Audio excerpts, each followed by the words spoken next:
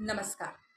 आज मी तुम्हाला व्यायाम करताना पाळावयाचे काही नियम याबद्दल थोडक्यात पण महत्त्वाची माहिती शेअर करणार आहे. चला तर मग जाणून घेऊया काही नियम व्यायाम करताना. नियम क्रमांक 1. व्यायाम करताना आपले पोट हे नेहमी रिकामे असावे. कारण व्यायाम करताना आपले शरीर ताणले जाते, पिळले जाते. काही व्यायाम प्रकार हा पाठीवरती झोपून तसेच पोटावरती झोपूनही केला जातो. त्यामुळे आपले पोट हे रिकामे असावे.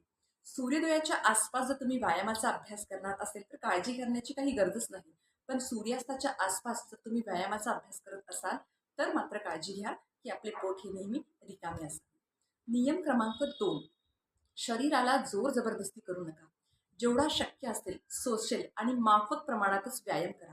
कुठल्याच प्रकारची शरीराला जोर जबरदस्ती नको. नियम क्रमांक 3. व्यायाम हा नेहमी मोकळ्या आणि हवेशीर जागेतच करा. जर बाहेर व्यायाम करणार असाल हवेशीर जागेत तशी व्यवस्था असेल तर खूपच छान. पण घरात जर तुम्ही व्यायामाचा अभ्यास करणार असाल तर दारे, खिडक्या ही ओपन ठेवा. तात्पर्य थोडक्यात मोकळ्या हवेशीर जागेतच आपल्याला व्यायामाचा अभ्यास करायचा आहे. नियम क्रमांक 4. व्यायामामध्ये खंड पडू देऊ नका. आज व्यायाम केलाय, उद्या नाही, परवा केलाय असं नको. जर तुम्हाला चांगले रिझल्ट हवे असतील, जे तुमचे गोल्स आहेत, ते जर तुम्हाला अचीव्ह करायचे असतील, तर खंड पडू देऊ नका. नियमितप्रमाणे व्यायामाचा अभ्यास करा.